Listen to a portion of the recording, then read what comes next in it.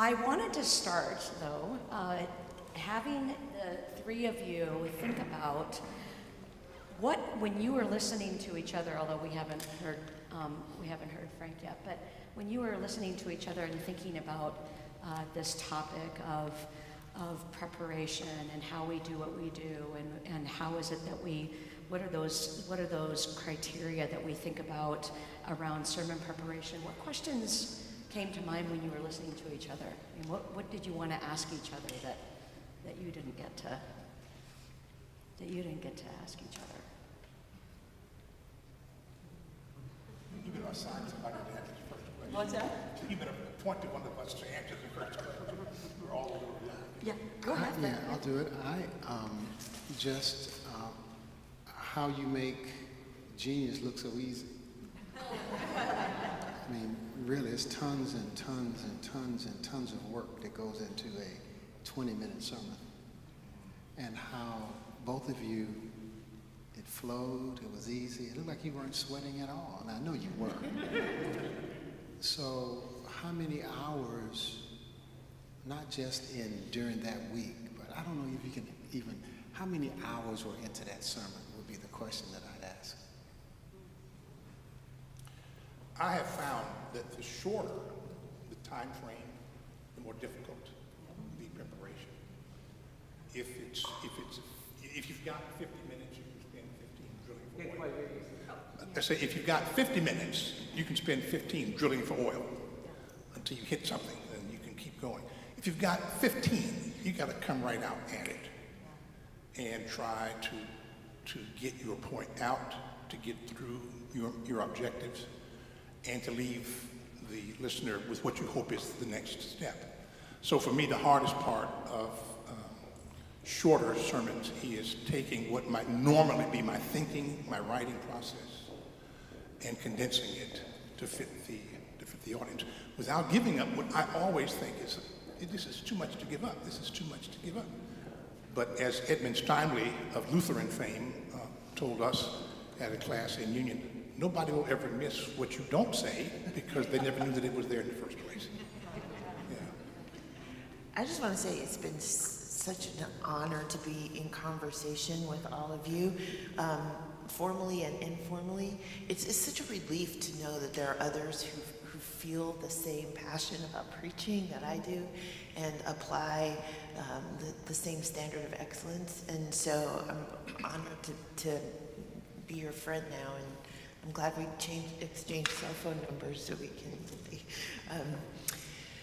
I find it very intimidating, as I said yesterday, to preach in front of people like you and people like you, people who take preaching seriously, because I care so much about it. I think it's so important. So an honor for me to be here. I want to ask you two, what is it like as African-American leaders and preachers to be working with this group of mostly white preachers? What comes up in you, and what do you need to say to us that we need to hear?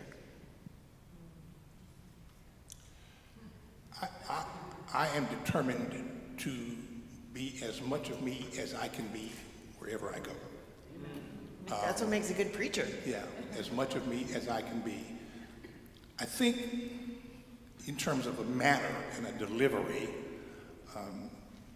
there may not be as much of an emotive investment because I don't anticipate as much as an emotive response. So I just have to bring my own energy to the task. But people who may have found what I said politically troublesome will just have to live with that, because I'm just not going to become something else and talk about something else that is so central to me. So here I am, this is what I do. I hope that I have a little something in every sermon for those for whom my politics is a little too much. So I thought the first point about when I want to keep my brother, I cannot. I think we can all relate to that. And I think all of us have some brothers and sisters that we've chosen not to keep. I named mine. I invite others to name theirs.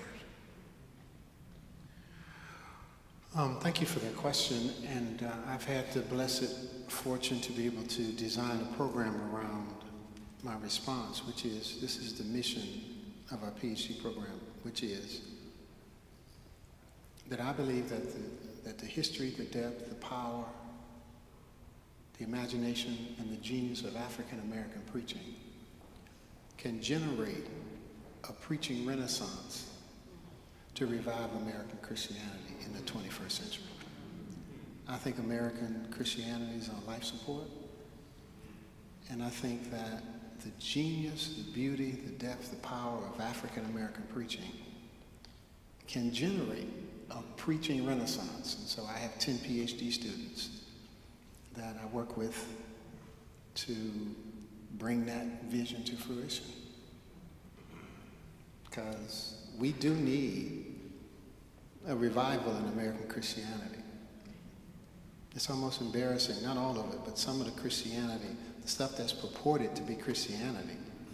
What do you mean almost embarrassing? Yeah, go ahead. Yeah? So maybe the word almost is a distance from the pain. To share the same Bible with people and not be remotely close to understanding the same things. Brings up a painful piece that Lincoln put in the second inaugural after, in those days, the president would go to the battle lines.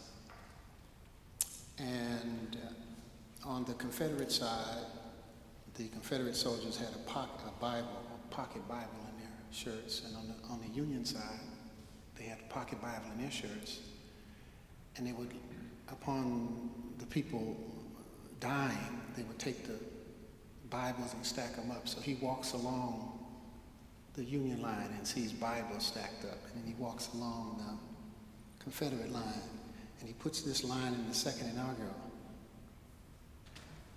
and we claim the same Bible. So it's immensely painful to me. I was not able to even write about, for me, the white evangelical support of President Trump. It's been even too painful to even write. I'm getting ready to write about it. But for 2 years of this, I have not been able to write. We're supposed to have the same Bible. So I think that's what the almost is. It's a way to distance from the pain. Well, as you know, I sent you a Facebook post writing about white evangelicals. And because I just could not restrain my horror. And I said in my lecture the other day, I'm not giving up this word evangelical. No, you did say that, right? You did. To people who have taken it and appropriated it to provide a kind of thin veneer of religiosity to an absolutely atrocious public policy. And if we don't push back against it and say this is not what it means to be an evangelical Christian, and furthermore, much of what you want to make it mean to be an evangelical Christian is itself antithetical to the gospel. But I want to say one more thing about Frank's observation. I do believe there is enormous potential for the redemption of the church through African American preaching. The threat to it, however, I think doesn't reside external to the black church.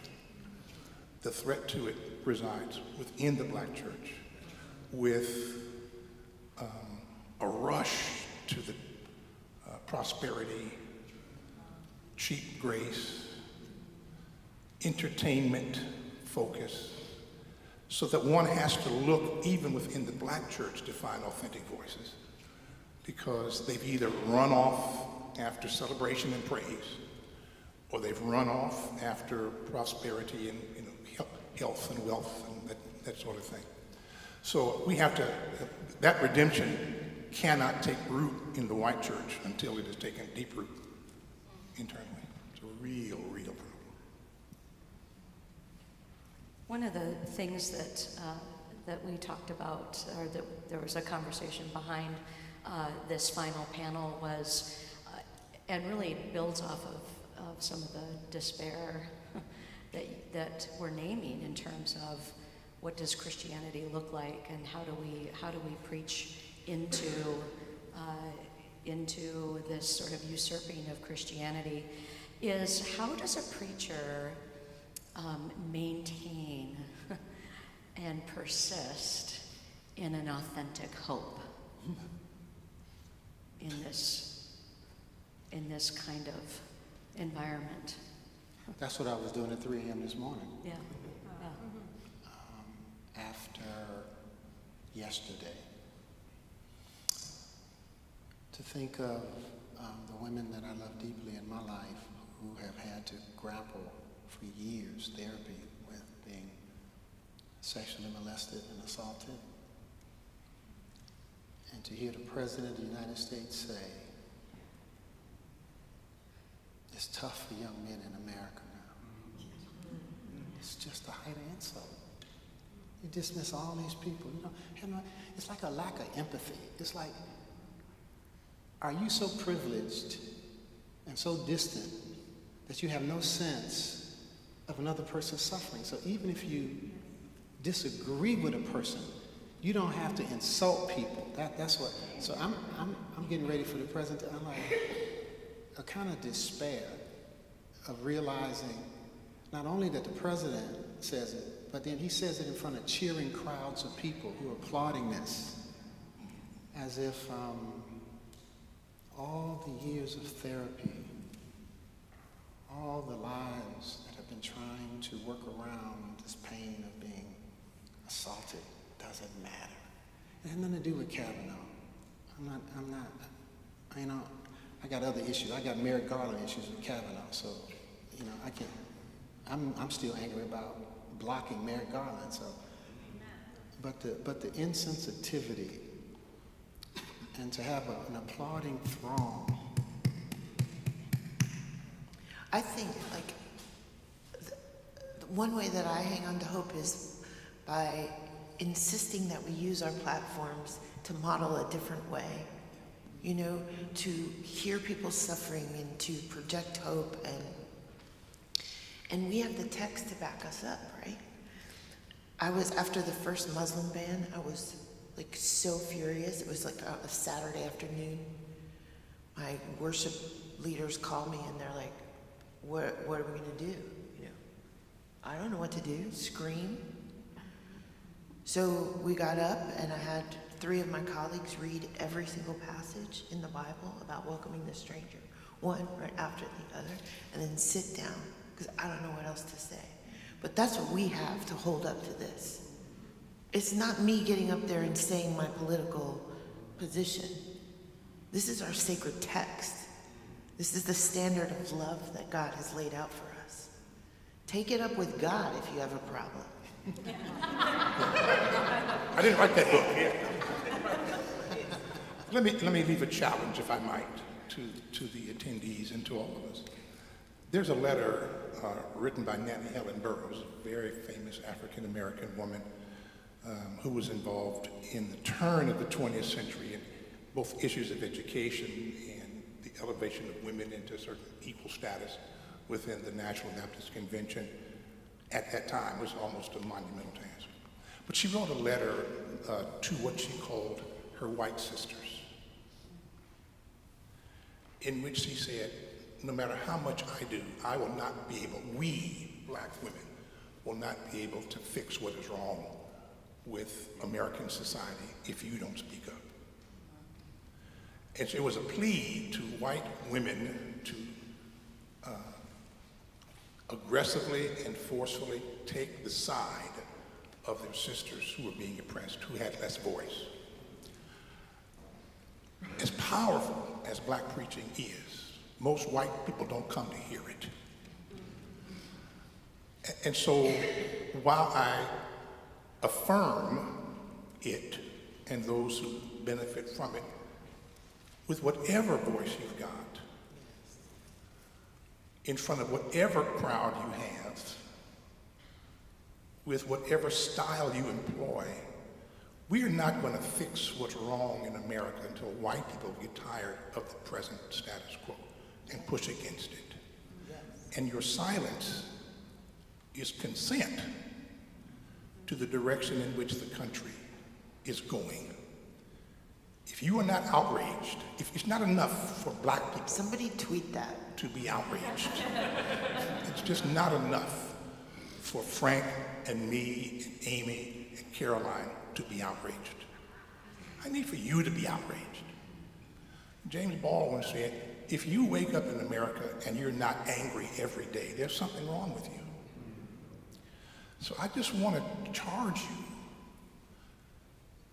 to not be afraid to say what Jesus either said or intended for us to say, but I warn you, in almost every book that I've written, I've given a caveat. Do not expect that you can be a prophetic preacher and get away without facing any consequences. And it is often the fear of the consequences of saying something that restrain people from saying it. But he who seeks to save his life.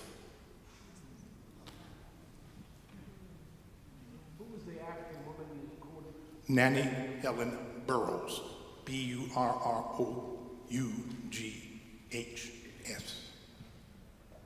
Well, in thinking about this and how it is that we sort of reclaim a Christianity, and in part, the other theme underneath this is how do we go about biblical preaching when the Bible is the basis for opposite behaviors? And so I've been really struggling with this whole sense of what is biblical preaching now? How do I talk about it? How do I teach it? How do I do it? When of course there's competing hermeneutics, and so and in part that's not what's recognized, right? Is that I don't really have a working hermeneutic. Well, yes, you do. But you just aren't admitting it. And so I was wondering if you could speak to that a little bit. Like how is it that we even talk about the Bible, or how is it that our sermons even approach the text as a way of an alternate hermeneutic, or a way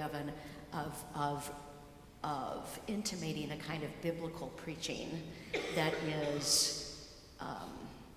is calling out the kind of biblical preaching that's happening now. Like, how do we? That's a big question. Ed Farley has an article where he argues that everybody has a working gospel. Yeah. That we don't, in fact, believe the whole Bible. Working gospel.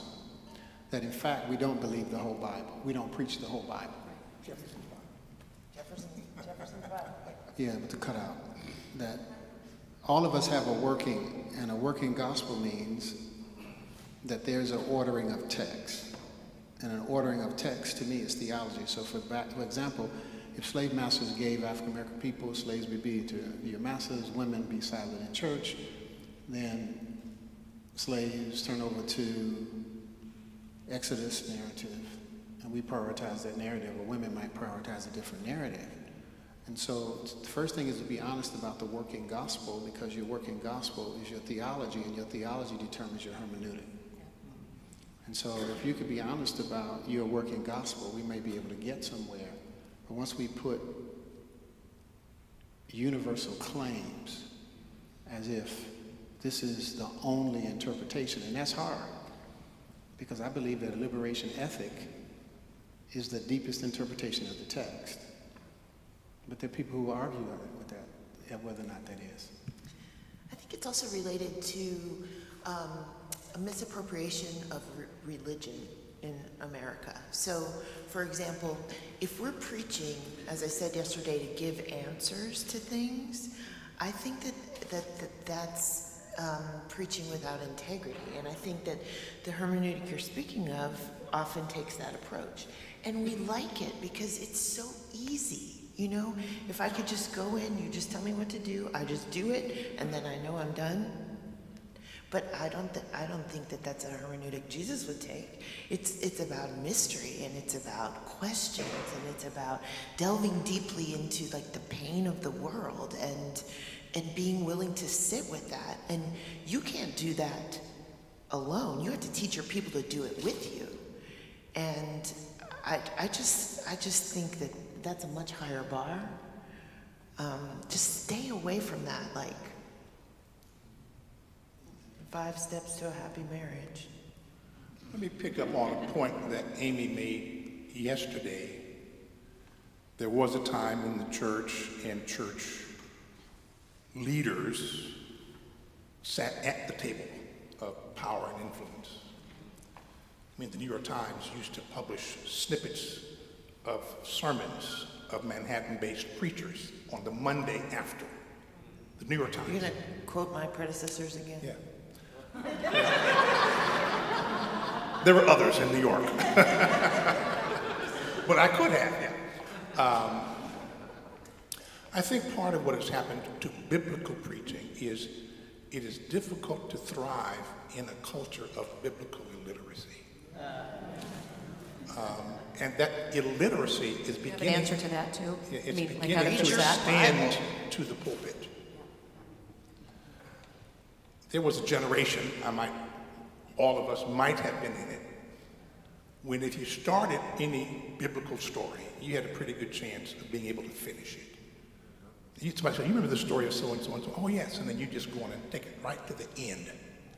I was in a preaching class, which I shared with one of my master groups yesterday or the day before, and there were students in seminary preparing to be pastors and preachers who could not recognize, who could not name the characters of, who could not identify the testament in which certain biblical stories are located. So biblical preaching presumes, or at least it has to provide a basis for the reality of biblical illiteracy. We have to tell the stories more carefully. We can't presume any detail. We can't let a character be introduced that is not developed.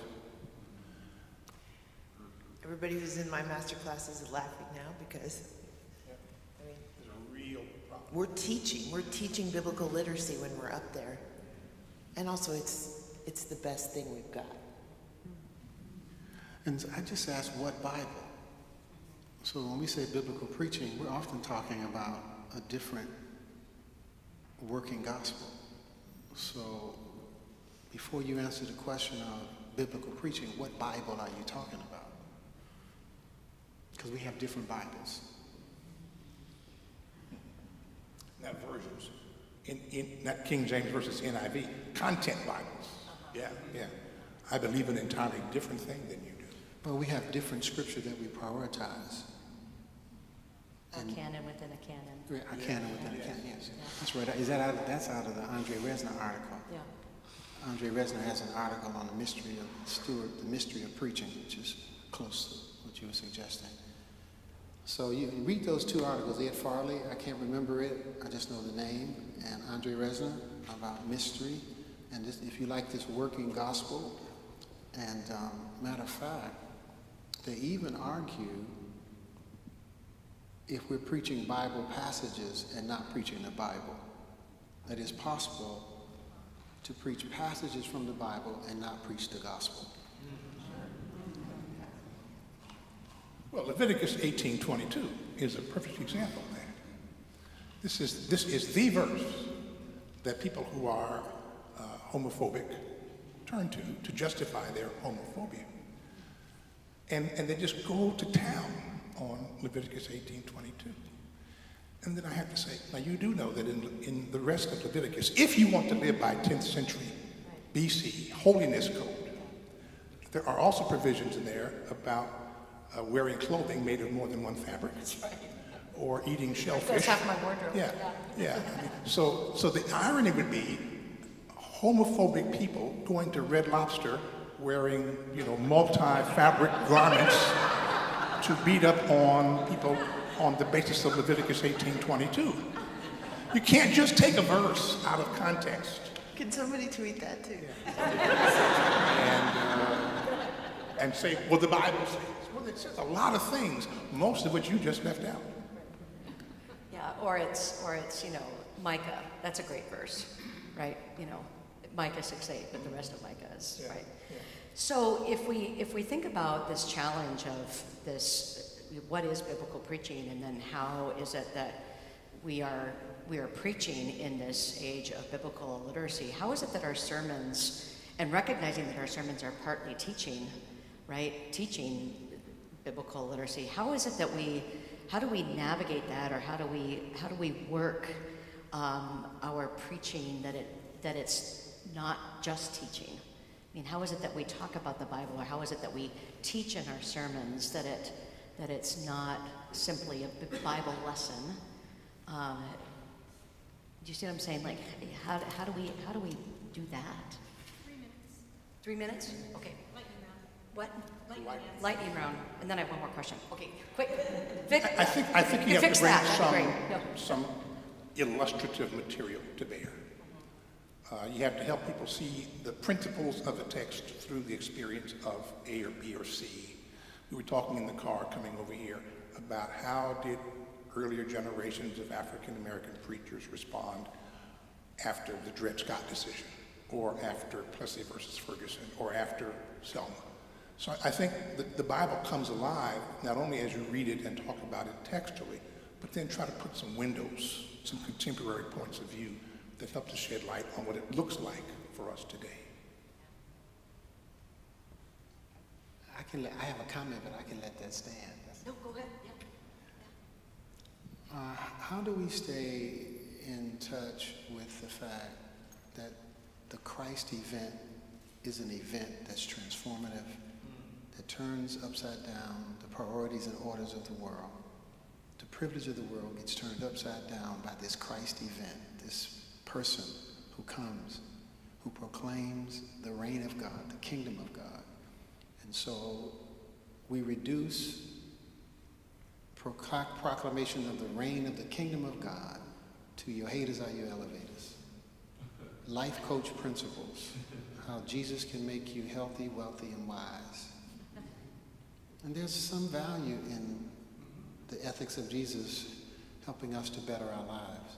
But how do we stay in contact with this transformative event that changed the world? And how do I stay in touch with it, transform and change?